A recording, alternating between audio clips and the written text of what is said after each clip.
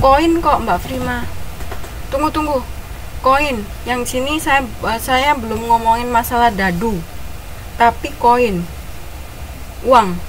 Ketika kita melempar uang, percobaan melempar uang 1 kali, ruang sampelnya apa aja?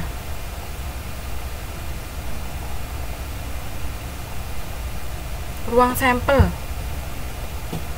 itu kan peluang kalau setengah.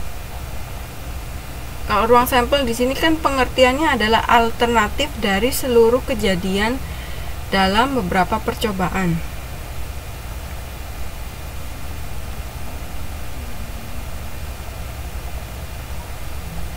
Gambar dan angka. Ya. Kan tadi saya bilang cuma 1 kali. Ya. Kalau 2 kali gimana? Koinnya dilempar 2 kali, berarti ruang sampelnya apa aja?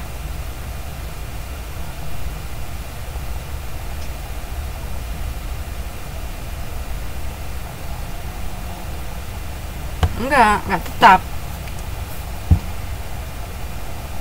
Angka-angka, gambar-gambar, kemudian apalagi Mbak Gita?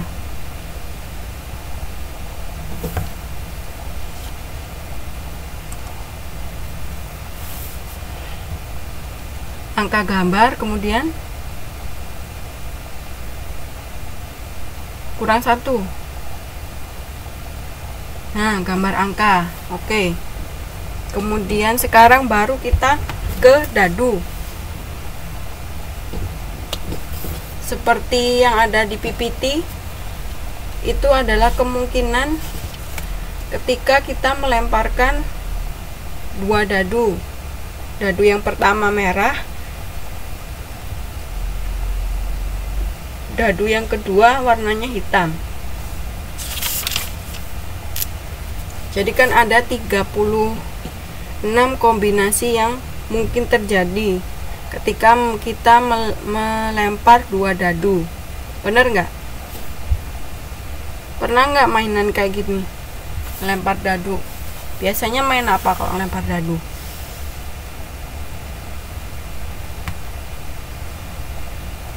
Main apa kalau ngelempar dadu biasanya? Yang 2 dadu, bukan 1 dadu. Ular tangga bisa. Nah, kemudian di sini ada berbagai macam ruang sampel. Untuk ketika kita memperhitungkan pemulihan dan memperhatikan urutan. Ya benar Mbak Prima, jawabannya monopoli. Yang pertama ya, dengan pemulihan dan dengan urutan.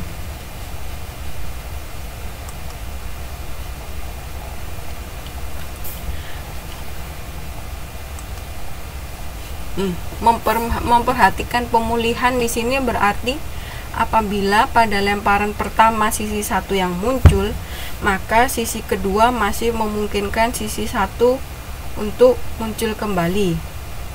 Sedangkan untuk memperhatikan urutan berarti apabila lemparan pertama adalah sisi 1 dan lemparan kedua sisi 2, maka lemparan tersebut akan berbeda dengan lemparan pertama sisi kedua dan lemparan kedua sisi 1.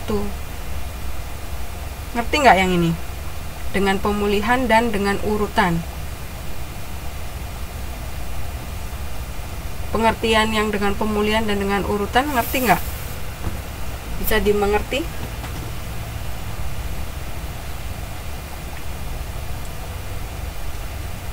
Bisa.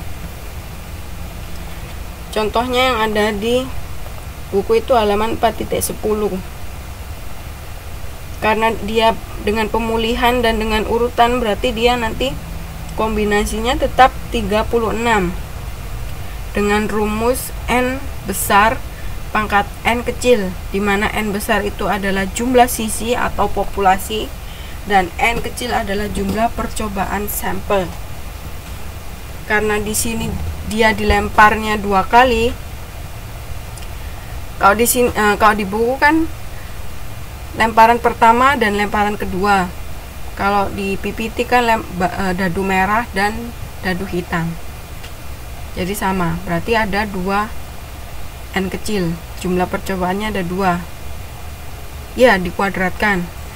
Tergantung ya Mbak, nanti kalau misalnya dilemparnya nggak 2 kali, berarti nanti n kecilnya itu berubah.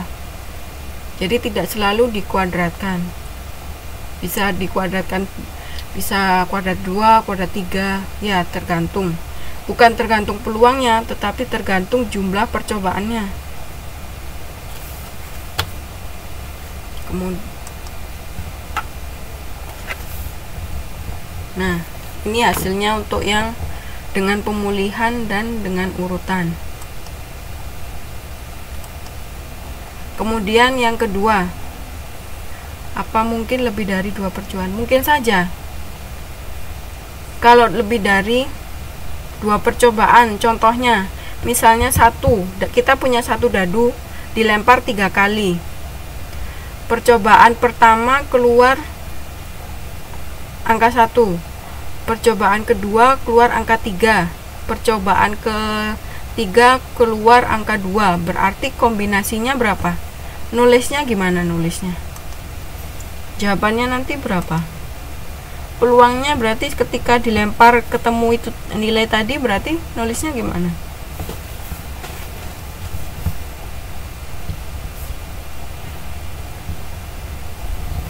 Berarti kan nanti jawabannya itu ada 13,2.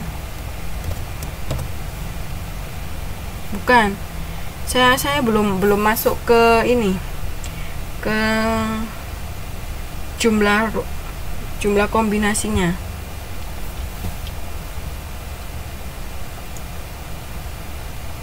Itu kan dua lemparan Mbak Prima. 1 2 1 3 1 2 itu 2 lemparan. 2 kali lempar. Kalau 3 kali kan berarti ya 1 3 2. Bener jawabannya Mbak Gita. Terus sekarang berarti dia kombinasinya nanti ada berapa Mbak Gita? Karena kan dilempar 3 kali, berarti nanti munculnya ada 3 jawabannya. Kombinasinya kok 6?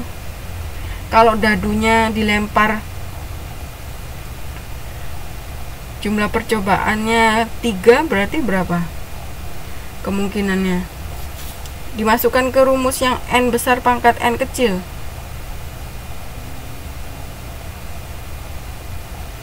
Kan dadu kan sisinya tetap 6.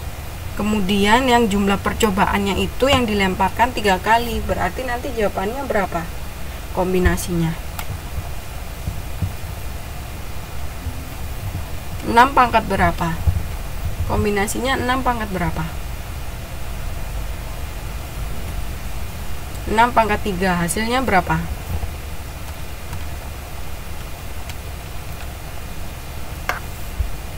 Loh, kok 18? 6 dipangkatkan 3 loh. Bukan 6 kali 3, tapi pangkat.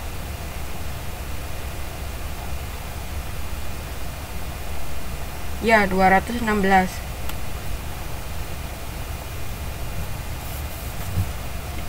Sudah tahu kan gimana caranya memangkatkan nilai?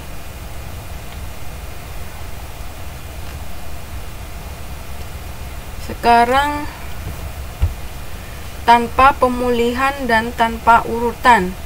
Berarti nanti misalnya ketika kita ngelempar 2 kali, kalau yang pertama itu sudah keluar angka 1, berarti yang tanpa pemulihan itu nanti angka 1 nggak boleh keluar lagi.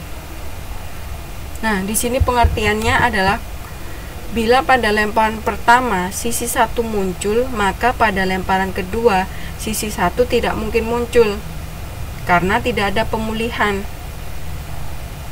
Nah, sedangkan tanpa urutan berarti nanti hasilnya lihat di 4.11, halaman 4.11.